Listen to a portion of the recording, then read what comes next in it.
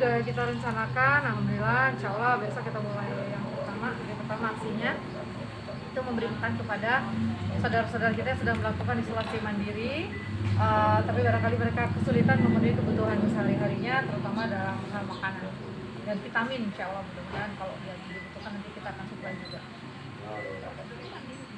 Nggak ada prosedur, jadi mereka cukup WhatsApp ke nomor yang sudah kita berikan di brosur ya, brosur yang kita sudah sebar di media-media sosial.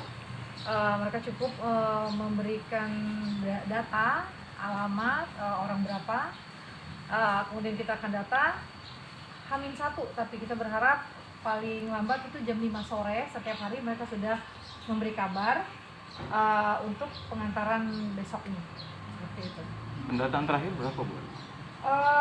Saya kurang paham, tapi kalau kemarin sore saya data baru di sekitar 20-an orang. Tapi itu baru dari satu nomor handphone dan belum sampai tadi malam. Saya rasa mungkin kalau lihat bahwa ini beritanya sudah cukup menyebar, sudah banyak yang men-share ulang, menurut saya mungkin di atas 50 orang kayaknya. Bu, artinya makanan nanti di atas rumah-rumah, Bu ya? Oh iya, di atas rumah-rumah. Kita antar makanan. Kalau untuk sementara sekarang, kalau belum terlalu banyak yang akan kita antar, kita berusaha mengantarnya 2 kali sehari. Jadi untuk makan siang dan makan sore. Tapi kalau seandainya nanti, kan karena memang tidak semua orang bisa kita ajak kerja sama dalam hal ini ya, karena kan menyangkut keselamatan orang juga ya.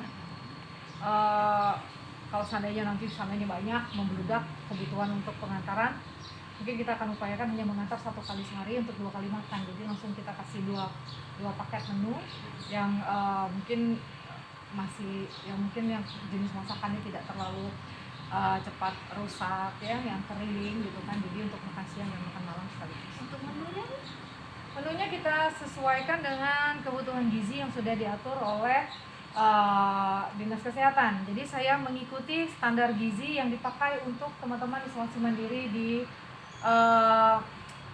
wisma kita nih, Bandiklat. Ya, jadi untuk protein nabati hewani itu timbang masak 70 gram, untuk buah itu 100 gram, untuk nasi karbohidrat itu ada semua timbangannya. Jadi sayur sekian gram, protein baik nabati maupun hewani sekian gram itu ada. Kita mengikuti petunjuk itu nanti, dan menunya nanti akan kita susun untuk mungkin 2 minggu atau ya 2 minggu nanti rolling ya, karena nanti dapurnya tidak akan terpusat hanya di satu dapur saya, tapi di beberapa dapur. Jadi setiap hari nih, Bu ya? Iya, nganternya? setiap hari sampai pasien kita bilang sudah gitu kan. Jadi tapi kita upayakan untuk sekarang kita sedang menggodok nih, mungkin sekitar 7 hari satu pasien. Kita anggap seperti itu, mungkin dalam 7 hari mungkin dia sudah cukup fit gitu kan. Tapi kalau memang dibutuhkan, kita siapkan lebih. Intinya saya tidak akan membuat batasan khusus selama ini memang dibutuhkan, karena mereka sedang isolasi mandiri. Artinya mereka belum siap untuk melakukan aktivitas keluar dan tidak ada yang mensupport kebutuhan mereka di rumah. Bu, kegiatan ini tergerak oleh apa, Bu, sebenarnya? Tidak ada. Saya cuma merasa gara-gara nih sebetulnya salah satu karyawan saya di rumah, asisten saya di rumah, yang kebetulan tidak tinggal di rumah dengan kami, itu sakit, positif COVID. Nah, dan karena dia ibu-ibu, saya khawatir suaminya juga kemungkinan nih positif. Ternyata suaminya juga demam-demam. Dia punya anak 1. Nah, kan kalau udah kayak gitu kan cak mano tuh. Dia laki bini caknya sedikit galau.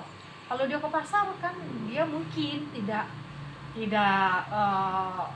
bisa ke pasar, barangkali sakit, atau kalaupun dia sehat kan bahaya nanti sepanjang dia perjalanan ke pasar pun mungkin saja dia menularkan orang lain. Jadi yang saya lakukan adalah mensuplai kebutuhannya. Nah terus saya berpikir nih, kok ini kita kalau yang ngurus sih kasihan juga ada ya, terpaksa mereka harus ke pasar gitu. Terus kemudian saya lihat nih bagaimana, kan kebetulan saya agak suka main medsos ya, jadi kan kelihatan kan kalau di kota-kota besar, terutama kayak Jakarta, Bandung, itu bagaimana sebenarnya lingkungan rumah tangga itu sudah tidak lagi menganggap COVID ini momok. Jadi ketika dalam satu lingkungan rumah mereka ada yang sakit, mereka sama-sama dibikin absen tuh. Misalnya hari Senin rumah ini yang supply makanan untuk rumah saudara kita yang sedang sakit. Selasa nanti gantian rumah lain, dan kemudian yang sakit lagi isoman di rumah tuh juga bebas untuk berjemur di halaman rumahnya, berjalan pagi dengan memakai masker. Itu sudah tidak dianggap seperti virus berterbangan gitu. Jadi dan dengan itu juga membuat kekompakan di masyarakat itu jadi semakin tinggi. Saya yakin itu juga membangun semangat pasien isoman.